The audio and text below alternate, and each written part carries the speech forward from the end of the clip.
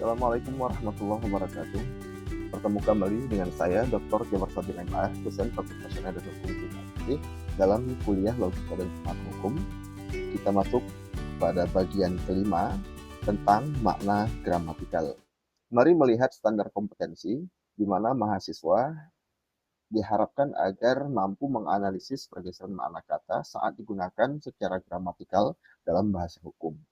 Di sini disajikan materi pembelajaran tentang pengertian makna gramatikal dan macam-macam proposisi.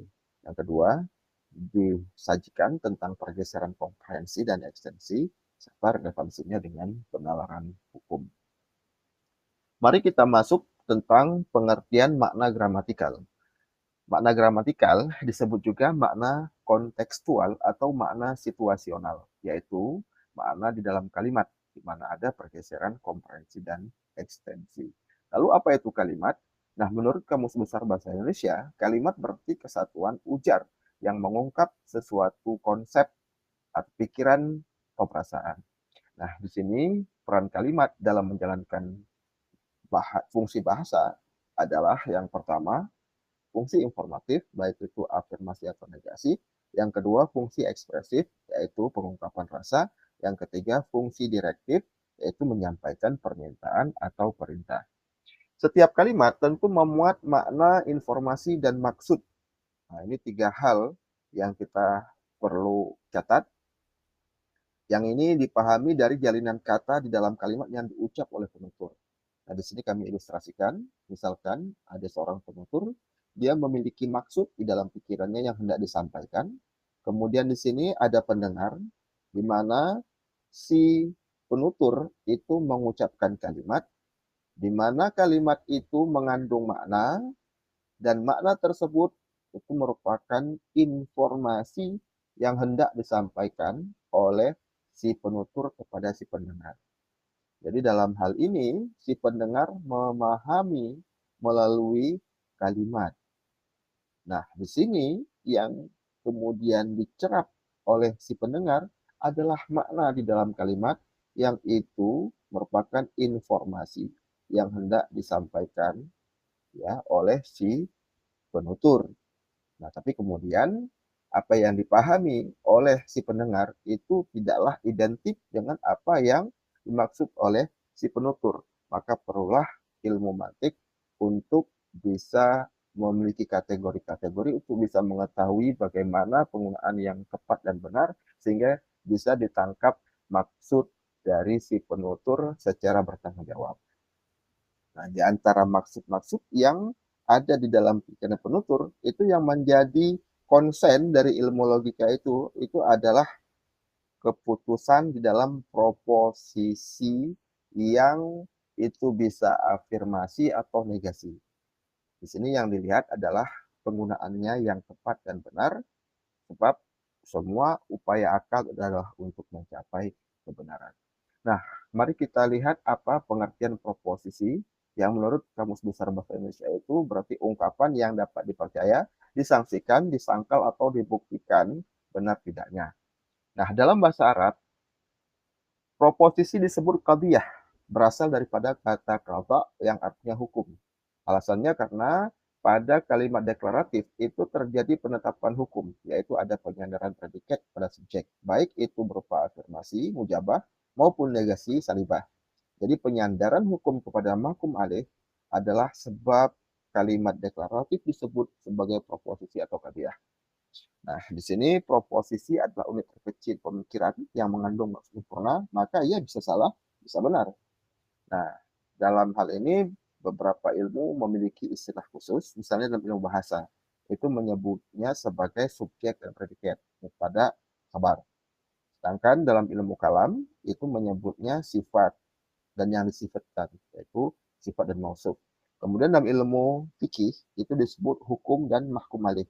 Nah, sementara ahli logika menyebutnya sebagai maudhu' dan mahmul. Nah, jadi di sini perhatian logika tertuju pada kalimat berita atau kalimat deklaratif atau jumlah kabariyah, baik itu berupa afirmasi ataupun negasi. Tidak memperhatikan kalimat perintah karena kenapa? Hanya pada kalimat beritalah terkandung kemungkinan besar dan salah. Nah, jadi di sini kita bisa lihat dalam praktek penyimpulan pada inferensi, misalnya dalam silogisme, itu premis mayor itu adalah proposisi. Premis minor juga proposisi. Konklusi juga proposisi. Makanya proposisilah yang menjadi perhatian dari ilmu logika. Nah, proposisi itu ada 3 macam. Ada proposisi kategorik, al-qadiyah al-hamliyah, ada proposisi hipotetik, qadiyah asyartiyah al-mutasilah, ada proposisi disintuit. Nah, sesuatu kalimat deklaratif itu disebut proposisi kategorik atau qadiyah hamliyah jika hukum padanya ditegakkan semata-mata untuk menyandarkan sesuatu pada yang lain secara afirmasi atau negasi. Definisinya, al-qadiyah al-hamliyah hiya allati yakunul hukmu fiha qa'iman ala isnadi syai'in ila syai'in akhar au nafihi anhu. Qadiyah hamliyah adalah proposisi yang hukum padanya berupa penyandaran sesuatu kepada sesuatu yang lain atau menegasikannya. Nah, dilihat dari unsur yang membentuknya, proposisi kategorik terdiri dari pembilang, quantifier, atau bahasa Arabnya source, subjek, atau maudu, copula, rabitah penghubung, kemudian ada predikat atau mahmul. Nah, perhatikan pada contoh di bawah ini, semua manusia adalah fana. Ini sebuah proposisi yang terdiri dari pembilang, unsur, kemudian subjek, yaitu manusia, kemudian rabitah, atau penghubung, ya, atau kopula, yaitu kata adalah, kemudian fana sebagai predikat. Di sini fana disematkan kepada subjek, yaitu manusia. Nah, kemudian kita bisa melihat, ya, semua manusia ini merupakan mautu, adalah fana, merupakan mahmul. Selanjutnya kita melihat pada kualitas dan kuantitas. Kuantitas itu berarti universal atau partikular, sedangkan kualitas berarti afirmasi atau negasi. Nah, dengan melihat dua hal ini, maka proposisi kategorik dapat dibagi menjadi 8 varian sebagaimana ilustrasi berikut ini. Mari kita perhatikan, sebuah proposisi itu bisa saja quantifiernya itu singular atau syakhsiyah, maka di situ terdapat 2 kualitas, bisa afirmasi, bisa negasi. Kemudian ada yang berupa proposisi universal atau kuliah yang juga pada kualitas bisa afirmasi dan negasi.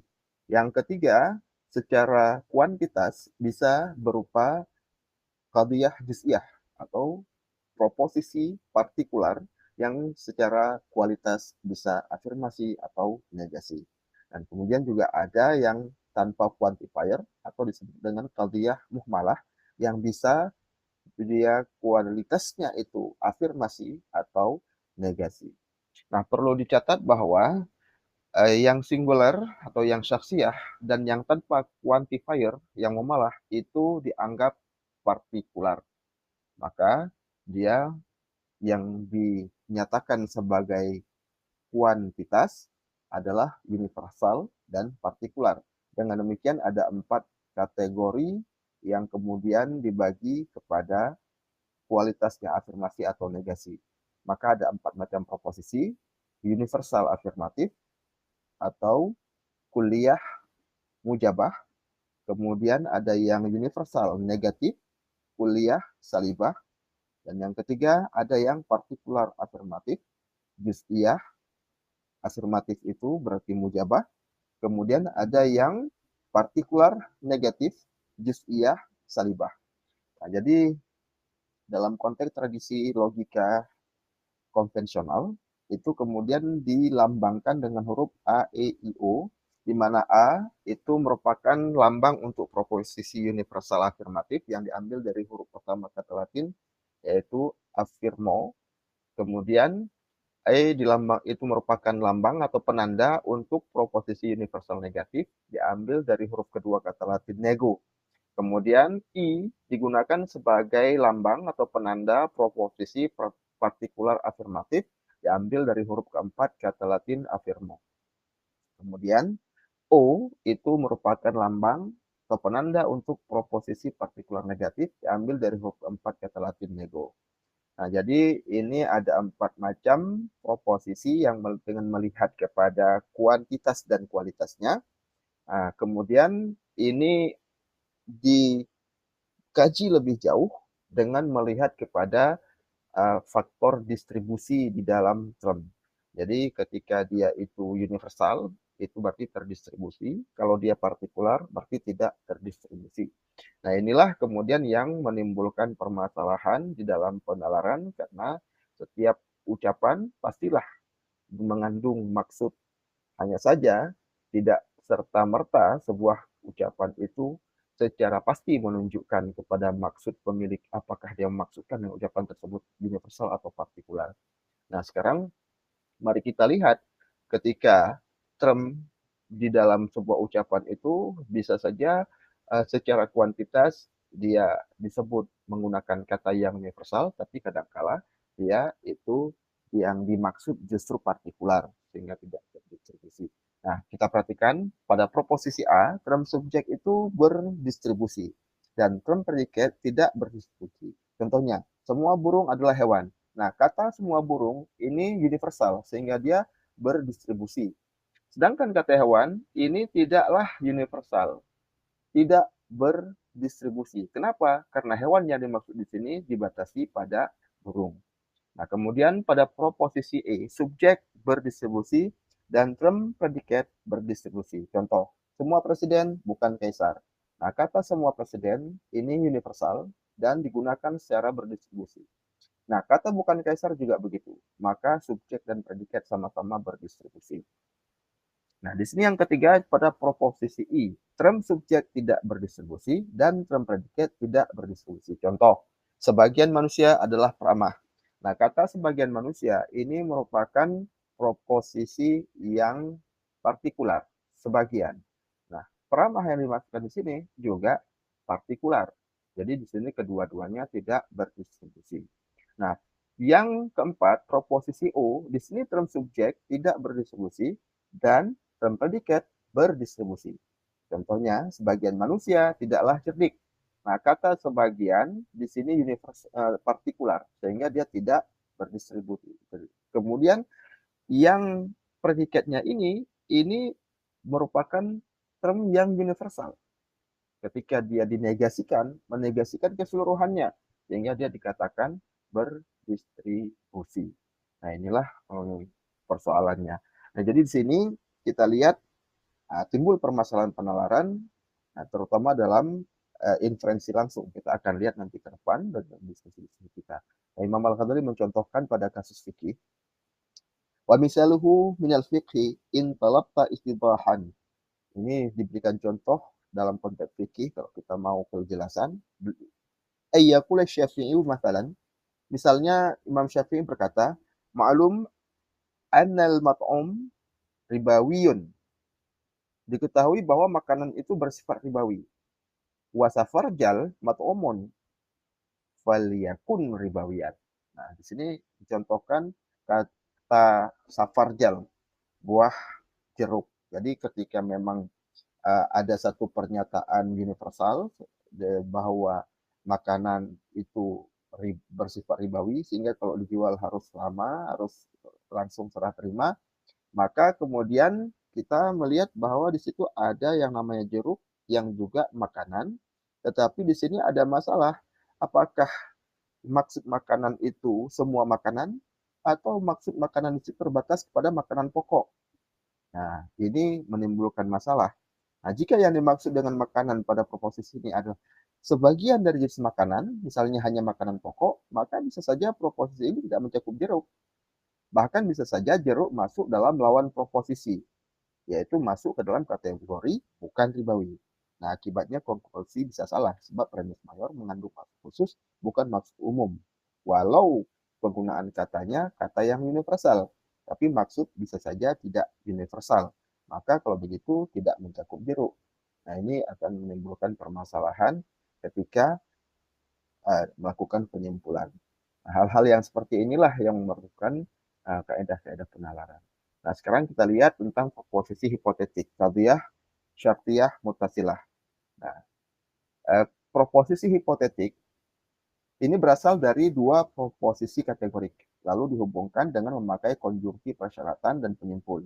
Ia disebut juga hipotetis karena di dalamnya terjadi penggantungan, ta'liq dua syarat yang saling berhubungan. Nah, konjungsi persyaratan adalah konjungsi yang menghubungkan, menyatakan syarat atau keadaan, ya, atau peristiwa yang terjadi pada klausa utama dalam sebuah kalimat majmuk subordinatif, yaitu kalau, jika, jikalau, bila, bila mana, apabila, dan asal. Adapun konjungsi penyimpul adalah konjungsi yang menghubungkan, menyimpulkan, yaitu kata maka, maka itu, jadi, karena itu, oleh karena itu, sebab itu, oleh sebab itu, dengan demikian, dengan begitu. Nah, ini semuanya konjungsi penyimpul. Contohnya dalam fikih, ingkanal witru yu'addi 'ala rahilah bi kulli halin wa huwa naflun. Wa ma'lumun annahu yu'addi 'ala rahilah bi kulli halin fa sabata annahu naflun. Nah, contohnya dalam fikih itu salat witir. Di sini ada konjungsi syarat jika salat witir ditunaikan di atas kendaraan di setiap keadaannya, lalu konjungsi penyimpul, maka ia adalah salat sunat. Nah, jadi di sini dengan kita melihat penggunaan konjungsi dua macam ini, maka kita mengetahui proposisi hipotetik ini terdiri dari dua proposisi kategorik. Proposisi hipotetik terdiri dari anteseden dan konsekuen. Contohnya, jika matahari terbit, maka waktu salat subuh habis. Jika perang pecah, maka harga akan melambung. Nah, di sini jelas pada kata jika ini menandai anteseden, kemudian pada kata maka ini menandai sebagai konsekuen.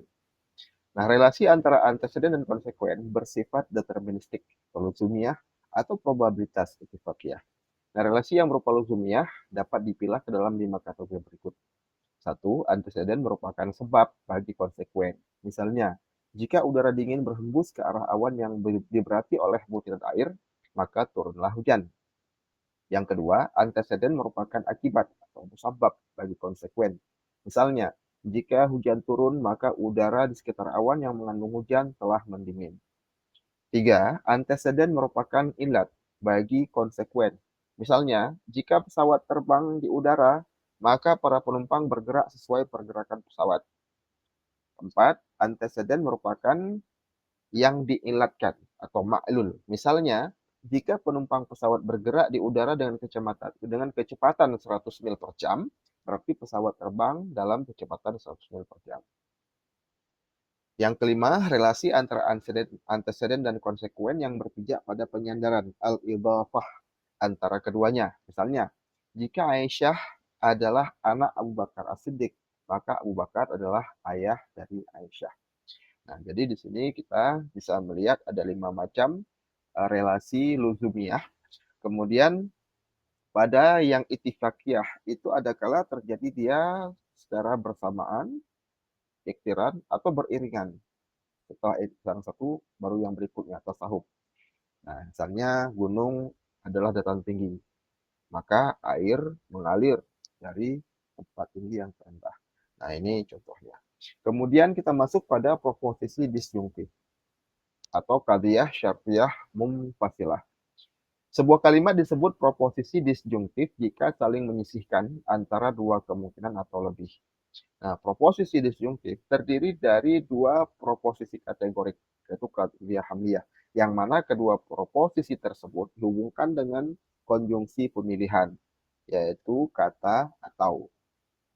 Nah, bedanya dengan proposisi hipotetik yang sebelumnya kita bahas, di sini ada kandungan 4 kemungkinan, ya, yang kita bisa lihat seperti ini.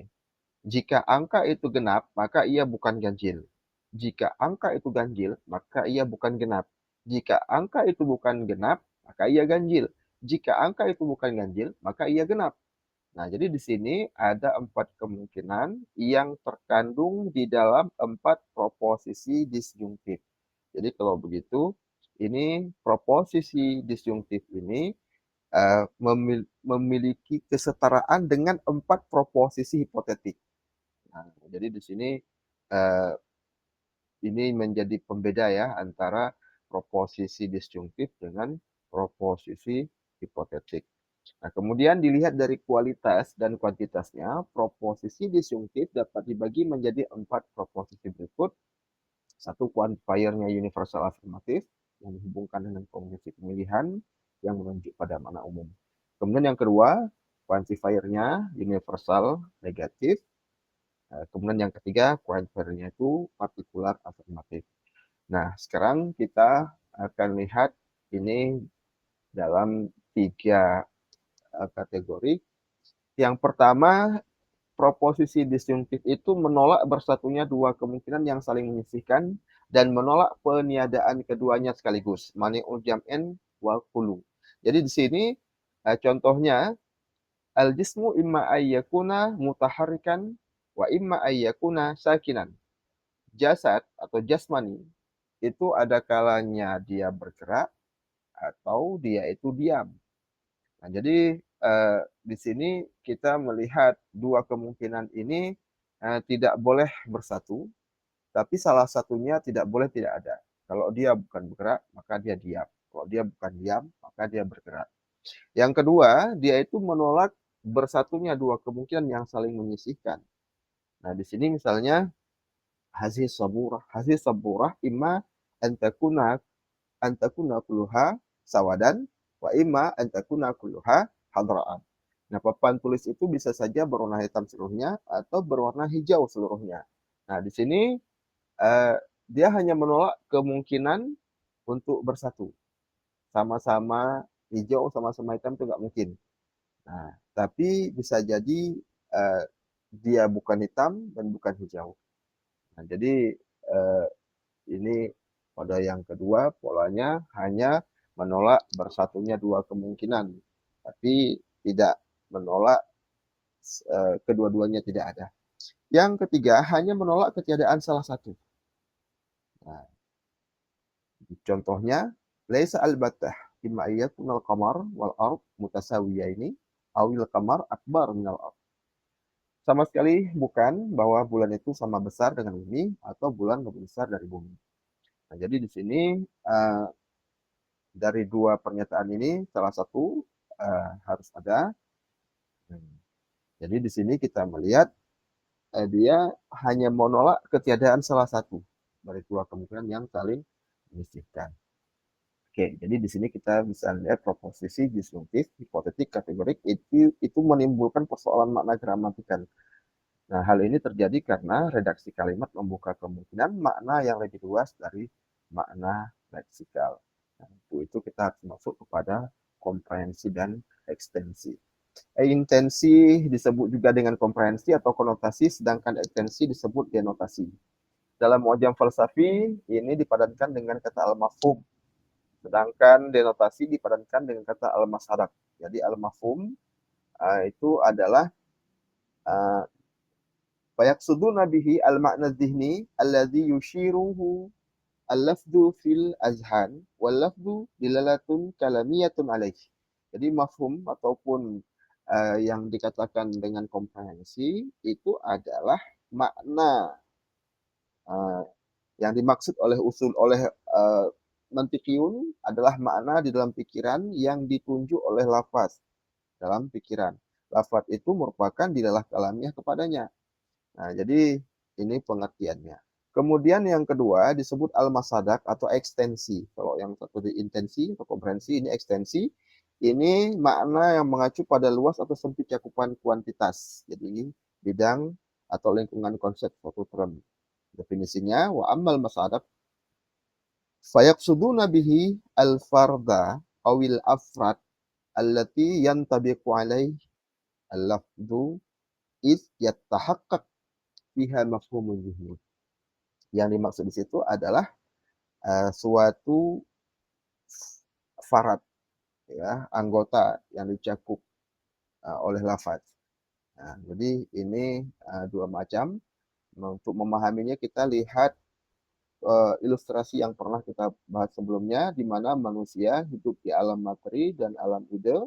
alam materi ada alam natural dan alam sosial. Kemudian kita melihat sesuatu objek di alam, itu merupakan hierarki ada yang pertama, itu kemudian kita konseptualisasikan dalam pikiran, kemudian menjadi hierarki kedua, lalu kita turunkan di dalam kata, itu hierarki yang ketiga dan keempat.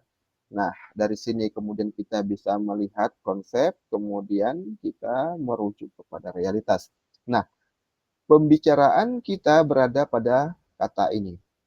Misalnya kata bangau atau ucapan bangau, yang mana ini memiliki pemahaman yang merupakan konsep, inilah yang disebut dengan komprehensi atau konotasi atau al-mafhum.